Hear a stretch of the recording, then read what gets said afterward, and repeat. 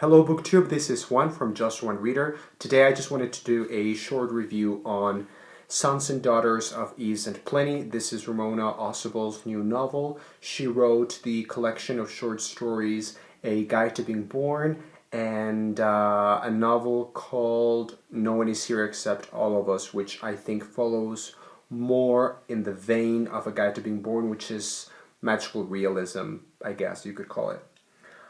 So I haven't read that novel, No One Is Here Except All of Us, but I have read the collection of short stories, and I adored it. I actually included it in my top 5 books of 2016 so far. I thought it was excellent. I really adored, more than anything else, the writing style itself. I thought she had a really strong use of language that I particularly loved. So I got No One Is Here Except All of Us, but I haven't read it. And then I saw that this was released, and I saw the cover of this, and even though I already had the other novel and hadn't read it yet, I knew I wanted to read this one immediately, right away. It sounded right up my street. The cover is just so beautiful. It has like this this couch in the middle, and there's this image at the back with the sea, the ocean, and just the colors. I just loved this cover. It was insta love.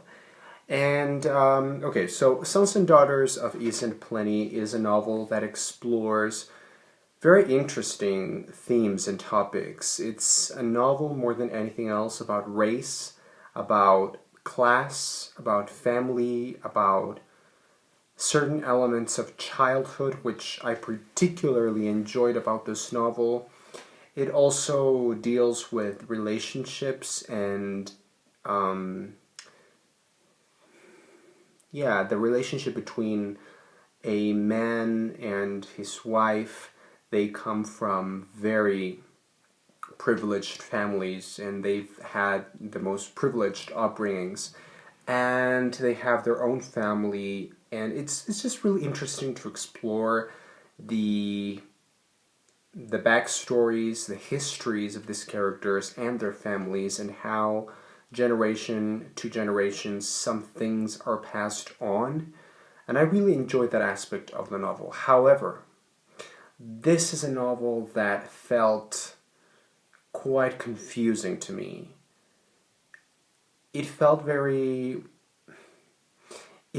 a salad of many different ingredients.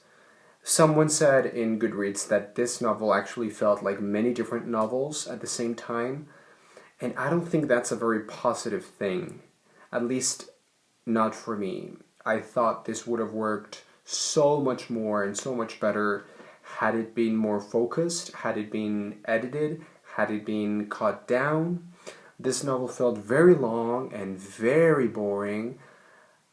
I really loved the first half. Like the first half, I was just loving it. I loved the characters, which were despicable and very dislikable, but I loved them. I loved hating them. I loved learning about them and you know, getting like their voices and seeing them participate in the story. I really enjoy their interactions, and Ramona Ausubel's exploration of their characters and their families. I really enjoyed that aspect of the novel. That was right on point for me. Kudos for that. Loved it. But then, you know, there's this point in the novel where things start sort of branching out, and we start getting more different plot lines, and there's like a plot line in one time period, and then there's another one in another time period, and we follow different characters, and of course everything is connected because we're talking about a family, and the families within this family and the previous generations and whatever. But some of it just didn't feel very necessary or justified. Some of it just felt like just adding more like extra material in there, just throwing it in there. But I felt quite like thrown off because of that. And there were a lot of parts in this novel, particularly the second half, where I felt very disconnected. Now, I will say I enjoyed the writing style, although I much preferred the concise, elegant prose in A Guide to Being Born. I am really looking forward to reading No One Is Here Except All of Us, because that novel seems very fabulous and magical and historical, and I feel like that one has a much better chance of me liking it and enjoying it and admiring it than this one. I think this one had interesting parts, and I really enjoyed some parts, some of the ways in which she explored certain topics. But overall, I thought it was disappointing. I thought it was kind of lackluster. I gave it in Goodreads, I think I gave it 2 or 3 stars. So to me, it's like a 2.5. It was just sort of meh. Like I said, I enjoyed many characters. I enjoyed the childhood part of this novel and some of the family stories, but the second half in particular, when the man and wife leave and they start having like their own separate adventures, I just didn't care for that. No. So maybe that's just me. That's just a matter of taste. I don't know.